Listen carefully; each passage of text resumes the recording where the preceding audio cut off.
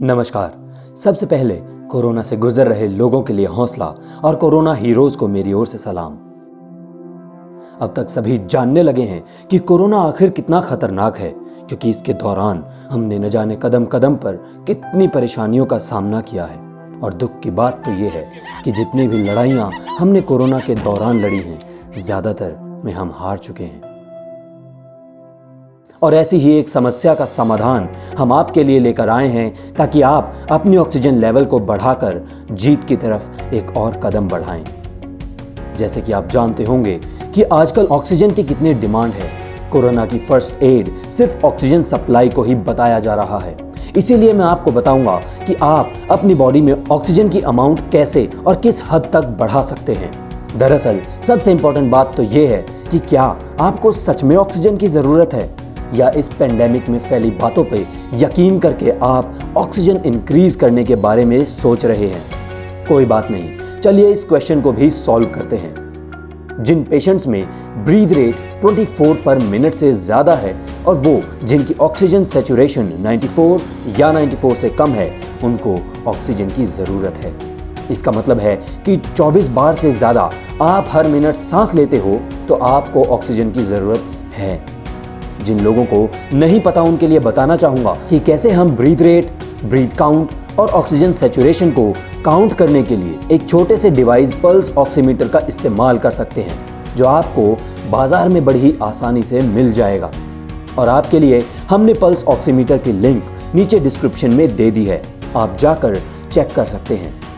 ये तो बात हुई कि आपको ऑक्सीजन की जरूरत है या नहीं। अब बात कर लेते हैं कि आप ऑक्सीजन को इंक्रीज कैसे करोगे, जो आजकल बहुत वायरल भी हो रहा है। इसके लिए आप simple but scientifically proven technique proning का यूज कर सकते हो।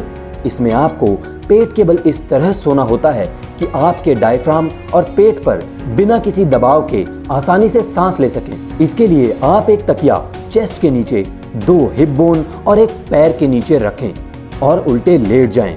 ये आप कोरोना पेशेंट्स के लिए होम रेमेडीज के तौर पर कर सकते हैं, अगर आपको किसी हॉस्पिटल में बेड नहीं मिल रहा।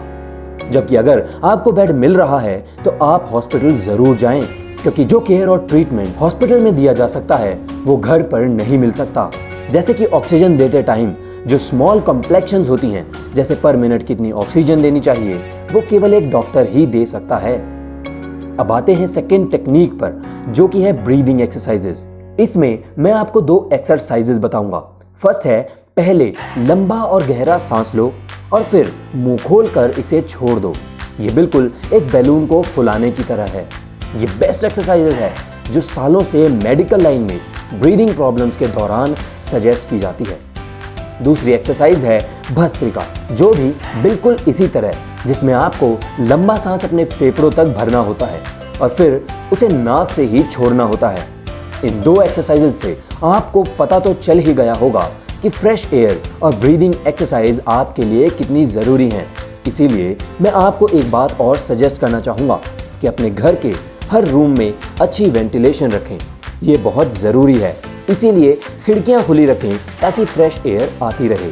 अब जब बात फ्रेश एयर की आ ही गई है तो बात कर लेते हैं कुछ पौधों की, जो एयर को फ्रेश रखते हैं। जैसे कि आप सब जानते ही हैं, आजकल पॉल्यूशन आसमान छूने को है और इसके ऊपर से कोरोना की सेकेंड वेव भी आ चुकी है और सबको ब्रीदिंग की प्रॉब्लम्स बढ़ रही हैं। और इन सभी समस्याओं का सिर्फ एक ही इलाज काफ़ी है, और वो है एयर फ्रेशनर प्लांट्स। चलिए मैं कुछ ऐसे पौधों के नाम बताता हूँ जो आप अपने घर में लगा सकते हैं और जो आपको पॉल्यूशन फ्री ऑक्सीजन रिच हवा देंगे।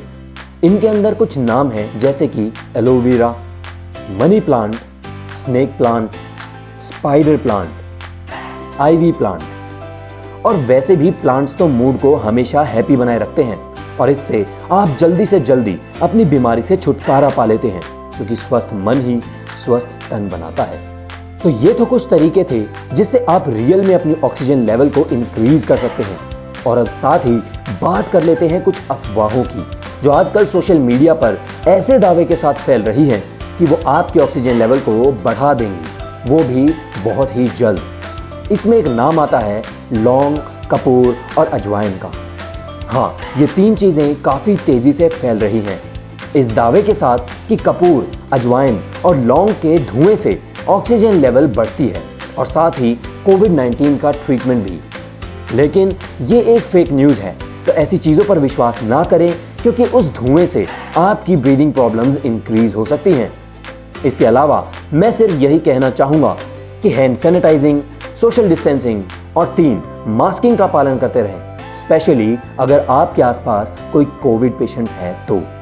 अगर कोविड-19 के बारे में आप और भी जानना चाहते हैं तो कमेंट करें, हम एक फुल वीडियो इस टॉपिक पर लेकर आएंगे। अगर आपको ये वीडियो यूजफुल लगा तो शेयर करें ताकि सभी इस बारे में जान सकें और आपके अपने खुद को बचा सकें। अंत में मैं आपको बस यही कहना चाहूँगा कि आपके अपने और फैमिली का होना ज़रूरी है, ना कि फिजिकली पास में होना। इसीलिए स्टे होम, स्टे सेफ।